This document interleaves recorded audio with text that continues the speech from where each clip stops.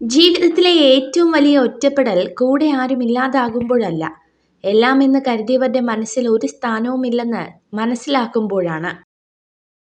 അവനവന് ജീവിക്കാനുള്ള സാമ്രാജ്യം സ്വയം നേടാത്ത ആരും സ്വതന്ത്രനല്ല.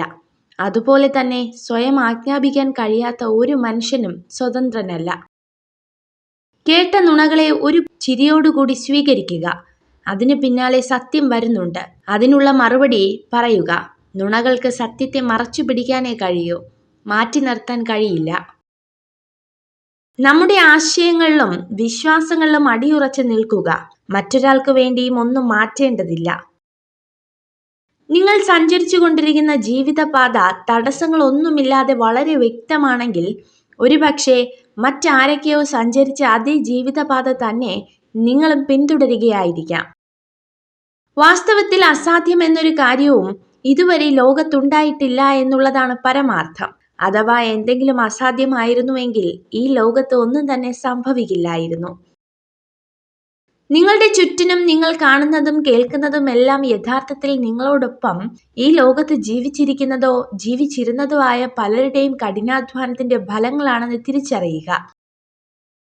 കൈവിട്ട് കളഞ്ഞതെന്തെങ്കിലും തിരിച്ചു വേണമെന്ന് തോന്നിയാൽ കിട്ടിയെന്ന് വരില്ല.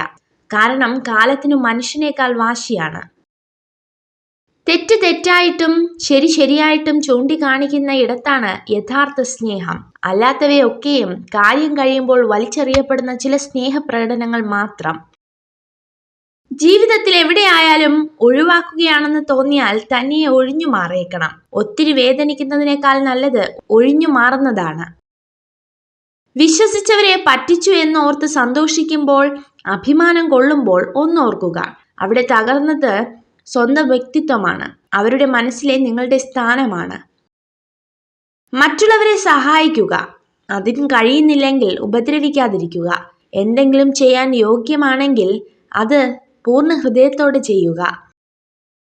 ദേഷ്യത്തിൽ സംസാരിക്കുന്നവർക്ക് അതിലും മനോഹരമായി സ്നേഹിക്കുവാനുള്ള ഹൃദയമുണ്ട്. പുറമെ ചിരിച്ചുകൊണ്ട് നല്ല വാക്ക് മൊഴിയുന്നവർക്ക് അതിലും മനോഹരമായി വഞ്ചിക്കുവാനുള്ള മനസ്സുണ്ട്. സ്ത്രീകൾ ഇടയ്ക്കിടെ നിങ്ങളുടെ ചുണ്ടുകളിലേക്ക് നോക്കുന്നുണ്ടെങ്കിൽ അതിനർത്ഥം അവർക്ക് നിങ്ങളോട് എന്തൊക്കെയോ പറയാനുണ്ട് എന്നാണ്. എപ്പോഴും ചിരിക്കുന്ന മുഖങ്ങളിൽ ദുഃഖങ്ങളില്ലെന്ന് ധരിക്കരുത്. ദുഃഖങ്ങളെ കൈകാര്യം ചെയ്യുവാനുള്ള കഴിവുണ്ടെന്ന് മനസ്സിലാക്കുക.